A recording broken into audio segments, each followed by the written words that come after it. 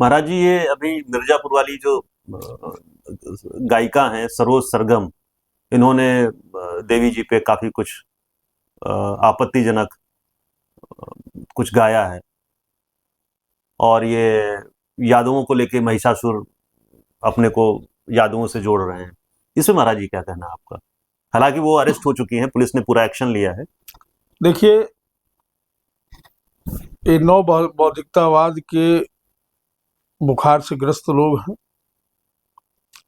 और ये पहली बार नहीं हुआ है। इसके पहले भी छात्र नेता से राजनेता बने, जिनका नाम तो भगवान के नाम पर है, उन्होंने भी कुछ इस तरह की बात की थी उस मूर्ख व्यक्ति ने।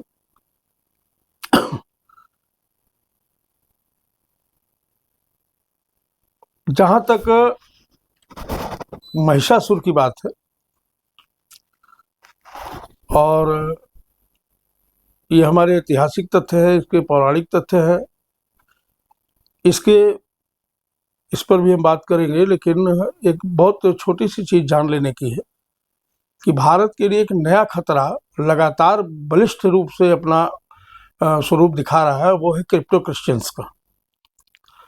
पालघर में 2 संतों की हत्या हुई, आपने सुना होगा। पीट पीट कर मार दिया गया। लॉकडाउन का समय था, और कहा गया कि साहब वो दलितों ने चोर समझ के मार दिया। ये बात ठीक उसी तरह हो रही है जैसे कुछ नवीन इतिहासकार हैं जिनको बौद्धिकता की अपच है, वो संस्कृति पर कुछ भी बोलने लगते हैं। उनके लिए पुराण झूठे हैं, उनके लिए साहित्य झूठा है, उनके लिए हर चीज झूठी है। एक बात मान लेने की, आप उस पवित्र यदुवंश को बदनाम करना चाह रहे हैं, आप उसको राक्षसी वृत्ति से जोड़ रहे हैं, जिसमें स्वयं भगवान नारायण ने अवतार लिया। भगवान नारायण का जो कृष्णावतार है वो यदुवंश में हुआ था ना। तो आप अपने को कृष्णावतार से न जोड़कर महिषासुर से जोड़ रहे हैं। क्या आप अपने को देवत्व से हटा के राक्षसत्व की तरफ ले जाना चाहते हैं यदुवंश को, कि ये राक्षसों के वंशज है? इसमें गरिमा है कि क्रिप्टो क्रिश्चियंस का और वामपंथियों का खेल है।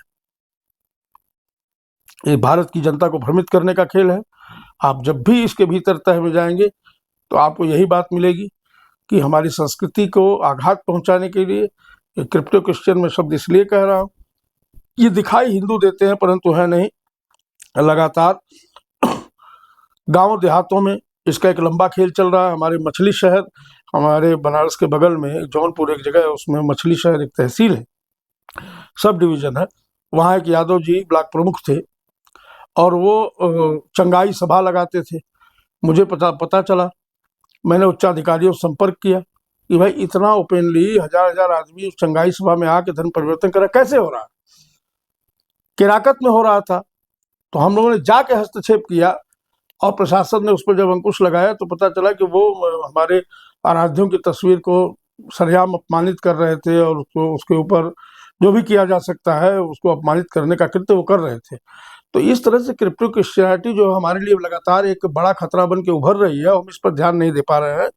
और जो हिंदूवादी हमारे संगठन हैं, उनकी भी कड़ी निगाह इस पर नहीं, इस पर कड़ी निगाह रखनी चाहिए। हमारे जो संगठन है वो ठीक उसी तरह होगा जैसे ग्राम सुरक्षा समितियां हैं, कि हैं तो कागज में, उसके सदस्य भी है, समितियां भी है, लेकिन न वो अफवाह रोक सकती है, न वो चोरी रोक सकती है, न वो किसी भी बुरी व्यवस्था पर अंकुश लगा सकती है। ठीक उसी प्रकार हमारे संगठन भी हो गए, इनको केवल पेपर और मीडिया तक ही उनका काम रह गया। अगर सभी मिलकर प्रयास करेंगे तो निश्चित रूप से ऐसी घटनाओं पर अंकुश पाया जा सकता है। और मैं अपनी बात को समाप्त करने से पहले अपने देश के एक प्रख्यात साहित्यकार पंडित महावीर प्रसाद द्विवेदी का एक कथन उल्लिखित करूंगा। मैंने एक उनकी पुस्तक पढ़ी थी जिसमें उन्होंने स्पष्ट कहा था कि यादव देवताओं के वंशज है।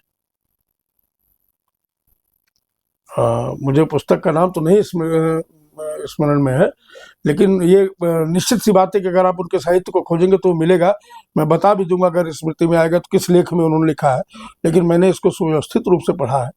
और पूरे भारत की जनता, जो सामान्य जनता, वो ये मानती है कि वो भगवान कृष्ण उनके पूर्वज थे, महिषासुर उनके पूर्वज नहीं थे। तो कुछ चंद लोगों के कुछ कह देने से, कुछ गीत बना देने से कुछ लिख देने से भारत का इतिहास परिवर्तित नहीं होगा, लेकिन हमें सतर्क रहने की आवश्यकता है। हमें बिल्कुल धर्म के मुद्दे पर अपने मुखर रहने की आवश्यकता है और धर्म के संरक्षण की आवश्यकता है, ताकि इन लोगों के मंसूबे सफल न हो। और ये भारतीय समाज को तोड़ने की साजिश है, इसके अतिरिक्त ही कुछ है नहीं।